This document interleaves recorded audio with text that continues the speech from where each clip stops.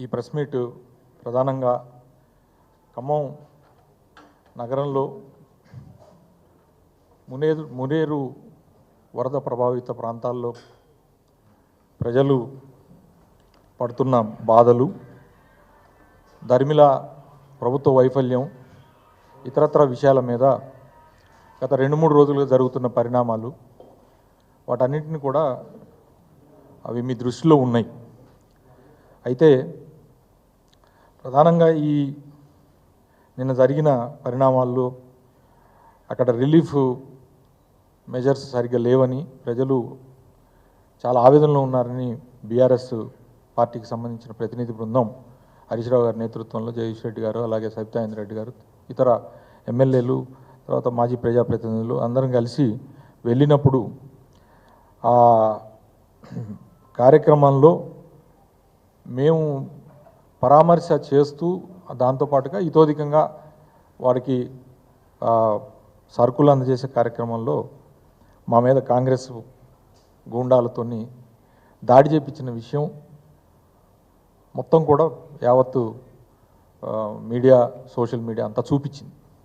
కార్ల అద్దాలు పగలగొట్టిరు కానీ ఇంకోటి కానీ. ఓ పక్కన మా మీద భౌతిక దాడులు చేస్తూనే ప్రభుత్వం తన వైఫల్యాన్ని కప్పిపుచ్చుకోవడానికి, మంత్రులకు వాయిస్ లేదు కాబట్టి మంత్రులు ఫెయిల్యూర్ అయ్యారు, ఖమ్మం జిల్లా మంత్రులు అనేది విస్తృతంగా ప్రజలే చర్చించుకుంటూ ఉన్నారు కాబట్టి ఇక దాన్ని డైవర్ట్ చేయడం కోసం మన డైవర్షన్ ముఖ్యమంత్రి గారు నిన్న ఖమ్మం జిల్లా వదిలిపెట్టి మహబూబాద్ జిల్లా పోయి అక్కడ నా మీద దాడి చేస్తారు. అది కూడా భౌతిక దాడులు అయిపోయినాయి. దాని తర్వాత వ్యక్తిత్వ హనన దాడి ఏంటంటే, మునేరు కంట వరద వచ్చిందంట, ఆ మునేరుకు వరద వచ్చిందంట అజయ్ కుమార్ ఆక్రమణలో, ఖమ్మంలో అజయ్ కుమార్ ఆక్రమణలో వచ్చిందంట. నిజంగా కూడా గతంలో అందరూ అంటే అవగాహన లేని ముఖ్యమంత్రి అంటే నిజంగానే నేను అంతో కొంత అనుకున్నా, కానీ ఇంత అవగాహన లేకుండా ముఖ్యమంత్రులు ఉంటారని నేనైతే అనుకుంటలే. ఫస్ట్ టైం చూస్తున్నా. అసలు మునేరు అనే దానికి వరద ఏడు నుంచి వస్తుంది? మునేరు అనే దానికి వరద ఆకేరు అనే ఒక ఏరు, మునేరు కూడా ఏరే, ఆకేరు, దాంతోపాటుగా బుగ్గని వాగంటారు, ఆకేరు ఏరు. ఈ రెండు మహబూబాద్ జిల్లా నుంచి వచ్చి మా ఖమ్మం జిల్లాలో త్రివేణి సంగమంలాగా తీర్థాల దగ్గర కలుస్తాయి. ఆడ నుంచి ఖమ్మం నగరం మీద పడుతుంది. ఇది ఫ్లడ్ మునేరుకు వచ్చేది. మునేరు పరివాహక ప్రాంతంలో ఉన్న కాలనీలన్నీ కూడా నిన్న మీ పేపర్లలో కాలనీలు కూడా విస్తృతంగా రాశారు, ఏమేం కాలనీలు ఉన్నాయనేది కూడా రాశారు. ఈ కాలనీలో అన్నీ కూడా మునేరుకి ఇరువైపులు ఉంటాయి. అటువైపు పాలేరు కాన్స్టిట్యున్సీ, ఇటువైపు ఖమ్మం కాన్స్టిట్యున్సీ. ఇరువైపులు ఉన్న Danavaigudem, Ravanapeta, Karunagiri, Rajiv Gruhakalpam, Jalagan Nagar, Pedathanda, Venkateswara Nagar, Moti Nagar, Bokkalagadda, Manchigandi Nagar, Prakash Nagar, pumping well road, FC godown, TNGO colony, Dhamsalapuram, Agraharam colony. ఇవన్నీ కూడా మునేరుకి ఇరువైపులు ఉన్న కాలనీలు. వీటన్నిటిలో కూడా వరద ప్రభావిత ప్రజలందరూ ఇందులోనే ఉన్నారు. దీంట్లో ప్రజలందరూ గత 30 సంవత్సరాలకి ఇల్లు కట్టుకొని ఉన్నారు. వాళ్ళు గత 10 సంవత్సరాలకు కాదు, 30-40 సంవత్సరాలకి ఇల్లు కట్టుకున్నారు. మరి రాజీవ్ గృహకల్ప కట్టింది మీరే. మేమైతే కట్టి రాజీవ్ గాంధీ పేరు పెట్టాం కదా 10 ఏళ్లలో. లేకపోతే జలగం నగర్ అని చెప్పి మేము పెట్టాం ఆ పేరు, జలగం వెంకటరావు గారు పేరు మీద. ఈ కాలనీలన్నీ కూడా మునిగి అందులో ప్రజలు ఇబ్బంది పడుతూ ఉంటే ఆయన చెప్పేది వింత డైవర్షన్. ఓడ జయకుమార్ ఆక్రమణల వల్ల ఖమ్మం మునేరుకు వరద వచ్చిందండి. అయ్యా 2.5 లక్షల క్యూసెక్ల వరద, అది ఖమ్మం నగరం నుంచి కూడా రాదు. ఖమ్మం నగరం నుంచి మొత్తం ఒకవేళ కలెక్ట్ అయినా కూడా ఈ కాలనీలన్నీ దాటిన తర్వాత దంసలాపురం అవతల పోతుంది. కానీ పైనుంచి వచ్చిన వరదని నువ్వు అంచనా వేయలేక సాటర్డే నాడు ఈవినింగ్ 21 అడుగులండి, 21 అడుగులు ఒక ఇల్లు కూడా మునగదు. కాకపోతే ఏం చేస్తామంటే 18 అడుగుల నుంచి మేము ఆల్రెడీ ఎవిక్షన్ స్టార్ట్ చేస్తాం. ప్రజలందరినీ కూడా సురక్షిత ప్రాంతాలకు తరలిస్తాం, మైకుల్లో అనౌన్స్ చేస్తాం. రెవెన్యూ అధికారులు, ఇరిగేషన్ అధికారులు, మున్సిపల్ అధికారులు అందరూ పోతారు, పోయి వాళ్ళందరినీ కూడా ఎవిక్ట్ చేస్తారు. వాళ్ళందరికీ కూడా అది అలవాటు. ప్రతి సంవత్సరం కూడా ఒకవేళ వస్తుంటే సామాన్ టగటగటగా సర్దుకుంటారు, టీవీ ఫ్రిడ్జ్లతో సహా ట్రాక్టర్లు వేసుకొని ఆటోలు వేసుకొని వెళ్ళిపోతారు. ఒక్క కాషన్ లేదు, ఒక హెచ్చరిక లేదు, ఒక మైక్ అనౌన్స్మెంట్ లేదు. సండే మార్నింగ్కి వచ్చేటప్పటికి 9 గంటలకి 33 అడుగులకి వచ్చింది. ప్రజలందరూ హలో రామచంద్ర అనుకుంటా అన్నీ వదిలేసి పరుగులు పెట్టి ప్రాణాలు, అది కూడా పగలు 8:30-9 గంటలకు పొద్దున పూట వచ్చింది కాబట్టి బతికిపోయారు. కానీ అదే రాత్రిపూట వచ్చి ఉంటే మాత్రం కొన్ని వేల మంది ప్రాణాలు కొట్టుకుపోయి ఉండేవి. అది వదిలిపెట్టి మీరు మీ ప్రభుత్వం, మీ రెవెన్యూ అధికారులు, మీ ఇరిగేషన్ అధికారులు, మీ ఫెయిల్యూరు అంతా వదిలిపెట్టి అసలు ప్రజల్ని మాకు చెప్పలేదనేది అక్కడ ప్రధానమైన ఆరోపణ ముందు ప్రజల నుంచి. సరే రిలీఫ్ మెజరు మీరు ఫెయిల్యూర్ అయ్యారు, దట్స్ ఎ డిఫరెంట్ ఇష్యూ. మీరు అసలు ప్రజల్ని అసలు మీరు హెచ్చరించకుండా వాళ్ళని గాలికి వదిలిపెట్టి దీని నుంచి డైవర్షన్ చేయడానికి, మీ ఫెయిల్యూర్ని డైవర్షన్ చేయడానికి ఎక్కడో చిట్ చాట్. అకేషన్ ఏంటండి? ఫ్లడ్లో అకేషన్లో మేము తిరిగినాం, బురద పూసుకుంటా బురదలో తిరిగినాం. మీరు ఎట్లా తిరిగిర్రు?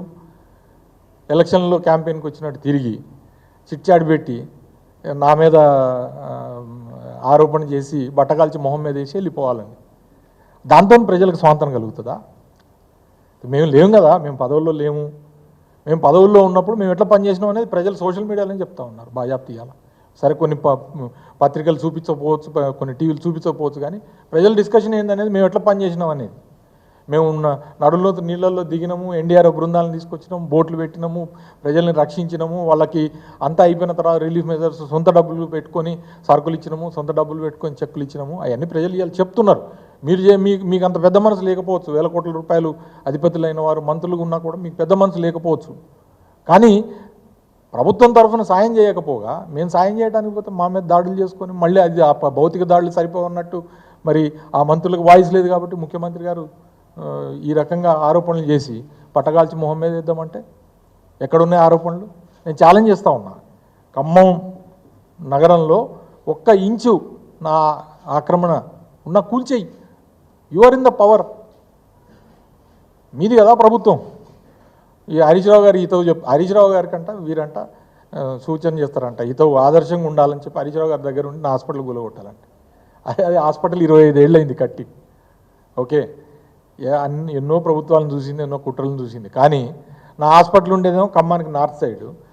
ఒక సుక్క నీళ్లు రాలే ఆడికి. నిజంగా ఆక్రమణలో ఉంటే మరి మునగాలి కదా. కిందకేమో దక్షిణానికి మునేరు ఉంది. ఎక్కడ ఏముందో కూడా జియోగ్రాఫికల్ కూడా ఖమ్మం నగరం గురించి తెలియని ముఖ్యమంత్రి గారు నా మీద ఆరోపణలు చేస్తాడు. మేమేమంటున్నాం? మేము ప్రజలు ఆపదలో ఉన్నప్పుడు మేము పోయి ఆదుకుంటానికి ప్రజల మధ్యలో తిరుగుతున్నాం. ప్రజలు ఆదరిస్తున్నారు. మీరు కూడా ఆదరణ తెచ్చుకోవాలా? తెచ్చుకోకపోగా పైకెళ్ళి మా మీద ఆరోపణలు చేసి ఎన్నాళ్ళు ఆరోపణలు చేస్తారు? ఎలక్షన్లప్పుడు ఇట్లనే పిచ్చి పిచ్చి ఆరోపణలు చేసి తర్వాత ఎలక్షన్లు అయిపోయిన తర్వాత మీ ప్రభుత్వం వచ్చాక ఇప్పుడు ఖమ్మంలో వచ్చి చిట్చాట్లో కూర్చొని కేసీఆర్ గారు 2000 కోట్లు ఇవ్వాలని చెప్పి బాధ్యతారహితంగా మాట్లాడటం. కేసీఆర్ గారు ఇస్తారా 2000 కోట్ల రూపాయలు వరద సాయం? మీరెందుకున్నారు మరి ప్రభుత్వం ఉండి? ఇప్పుడు ప్రతిసారి కేసీఆర్ గారు దీక్ష చేయాలా, హరీష్ రావు గారు దీక్ష చేయాలా, లేకపోతే మీరు ప్రాణత్యాగం చేయాలా? మరి మీరున్నది ఎందుకు? ప్రభుత్వం మీరు కదా ఉంది, మీరు కదా నడపాల్సింది.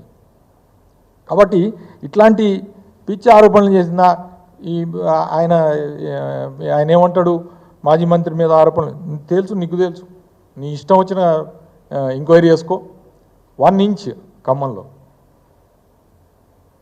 నీ ఇష్టం వచ్చిన యాక్షన్ తీసుకో. I'm ready for it. Challenge చేస్తున్నా. You can prove anything. ఇక పైకెళ్ళి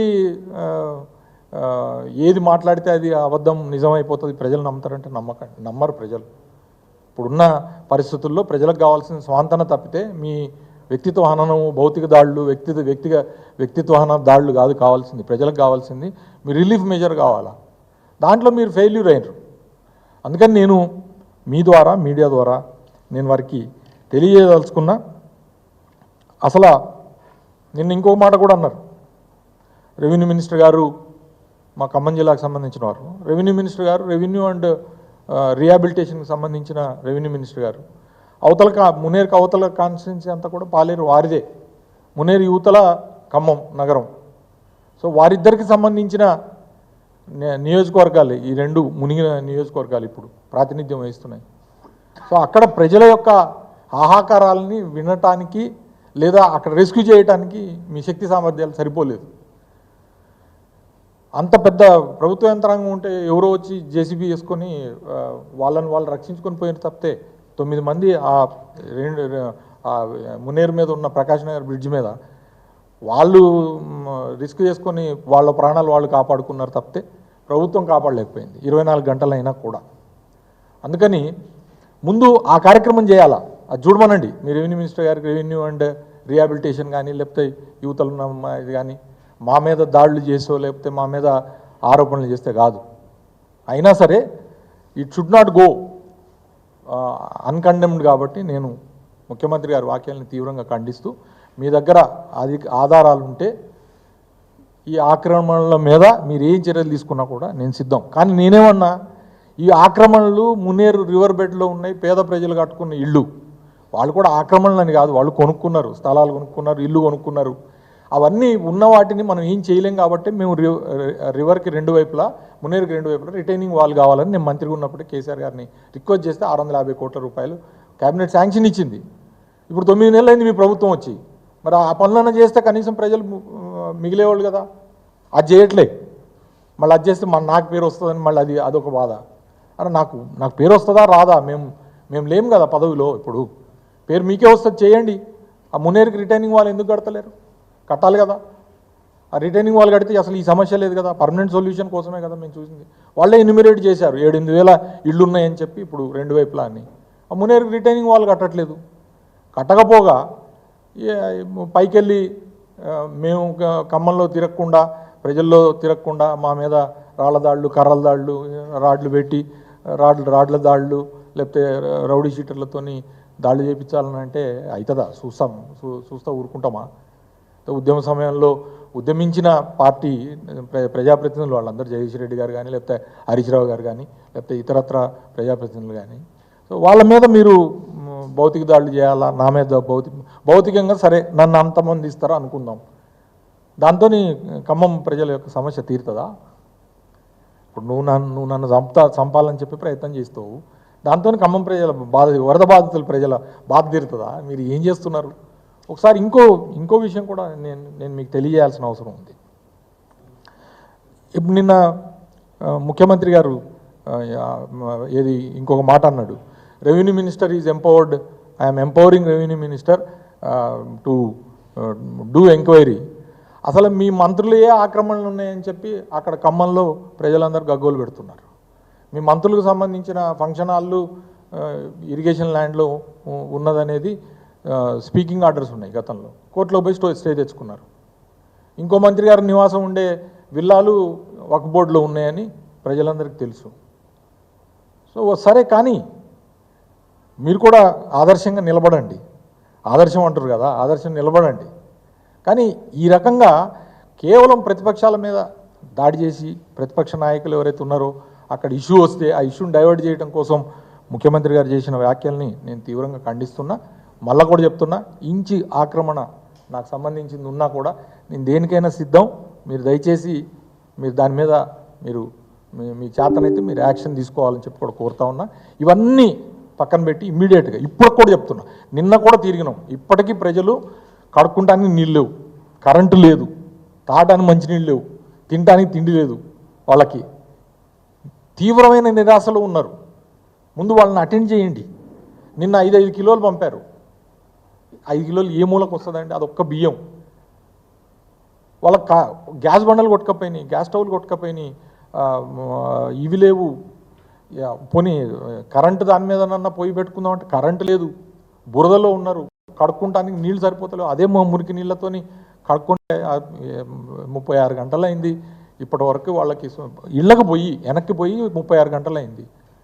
సో నా డిమాండ్ ప్రభుత్వానికి ఇమ్మీడియట్గా ఇప్పటికైనా సరే మీరు చలనం రావాలి. వచ్చి మీరు మున్నేరు నదికి శాశ్వత పరిష్కారం ఏదైతే రిటైనింగ్ వాల్ ఉందో దాన్ని నిర్మాణం చేయండి. తర్వాత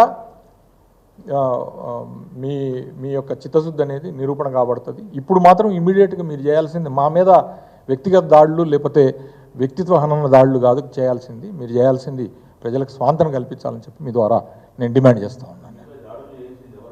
కాంగ్రెస్ వాళ్ళే ఉన్నారు. బాజాప్తు వాళ్ళ కౌన్సిలర్ భర్తలు, తర్వాత మొత్తం కాంగ్రెస్ క్యాడరు, వాళ్ళ ఫోటోలు ఉన్నాయి, వాళ్ళ వీడియోలు ఉన్నాయి, అన్నీ ఉన్నాయి. మేము బాజాప్తు వాళ్ళ పేర్లు పెట్టి పిటిషన్ ఇచ్చినాం. మేము ఆల్రెడీ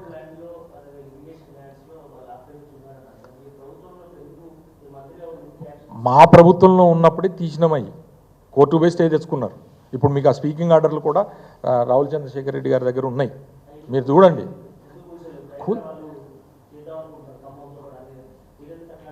అదే చెప్తున్నా, మేము ఆల్రెడీ దానికోసమనే నోటీస్ ఇస్తే దాని మీద స్టే తెచ్చుకున్నాడు పోయి. ఓకే, కాబట్టి మీరు ఒకవేళ కనుక ఆదర్శంగా నిలవాలి అని అంటే మీ దగ్గర నుంచి మొదలు పెట్టండి, అన్నీ మొదలు పెట్టండి. మీ దగ్గర నుంచి మీ మీ ఫంక్షన్ హాల్ దగ్గర నుంచి మీ విల్లాల దగ్గర నుంచి అన్నీ కూడా మొదలు పెట్టండి. నాకైతే అభ్యంతరం లేదు. నేను నేను నేను నా మాట మీద నేను నిలబడుతున్నా. బట్ ఇది ఇప్పుడున్న పరిస్థితుల్లో ప్రజలకి స్వాంతన కల్పించకుండా డైవర్షన్ కోసం ఈ రకమైన ఆరోపణలు చేసి తప్పించుకోజాలరు మీరు. చరిత్రలో ఈ ఫ్లడ్ యొక్క డివాస్టేషన్ అనేది మిగిలిపోతుంది. ప్రతి ఇంటికి మిత్రులారా నేను చెప్తా ఉన్నా, ఇంట్లో ఉన్న టీవీ పోయింది, ఫ్రిడ్జ్ పోయింది, గ్రైండర్ పోయింది, బట్టలు పోయినాయి, వాళ్ళ సర్టిఫికెట్లు పోయినాయి. అంతకన్నా ఘోరం ఏంటంటే వాళ్ళ ఇంటి కాగితాలు కూడా పోయినాయి. అవి కూడా నానిపోయినవో లేకపోతే కొట్టుకపోవడం అయిపోయింది. ఇంట్లో ఉన్న క్వింటాలో 2 క్వింటాల బియ్యం నానిపోయింది, కుళ్ళిపోయి ముక్కిపోయి ఉన్నది. సో వాళ్ళకి బట్టలు లేవు, సర్టిఫికెట్లు లేవు, విద్యార్థులు సర్టిఫికెట్ పోయినాయి. వాటి గురించి ఆలోచన చేయాలా ముందు మీరు తక్షణం. That's my demand.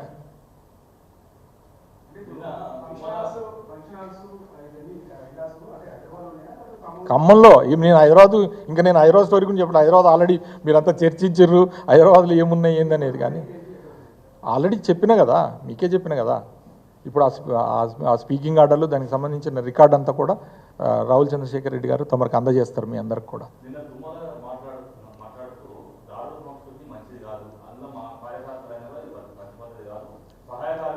అరెస్ట్ చేయించు మరి అయితే, ఇమీడియట్గా అరెస్ట్ చేయించు. మేము పేర్లతో సహా ఇచ్చినాం. అరెస్ట్ జరిగిందా ఇప్పటివరకు?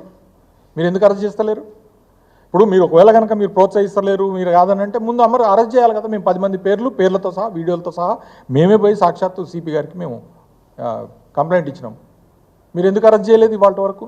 ఒక హరీష్ రావు గారు లాంటి వ్యక్తో లేకపోతే ఇంకొకళ్ళు వాళ్ళ మీద హత్యా ప్రయత్నం జరిగితే ఇప్పటివరకు మీరు ఎందుకు అరెస్ట్ చేయించలేదు? ఒట్టిగా మేము మాకు సంబంధం లేదని లేకపోతే మేము ప్రోత్సహించమనగానే నోటి మాట సరిపోతుందా? అందుకని దయచేసి రండి, సుమన్ గారు రండి. దయచేసి నా రిక్వెస్ట్ ఏంటంటే మీరు మాకు సంబంధం లేదని చెప్పి మీరు దులుపుకొని పోలేరు కూడా. ప్లస్ రెండోది, మేము కూడా ఒకవేళ కనుక మీరు వాళ్ళ మీద చర్యలు తీసుకోకపోతే మేము కూడా లీగల్గా ఫైట్ చేస్తాం.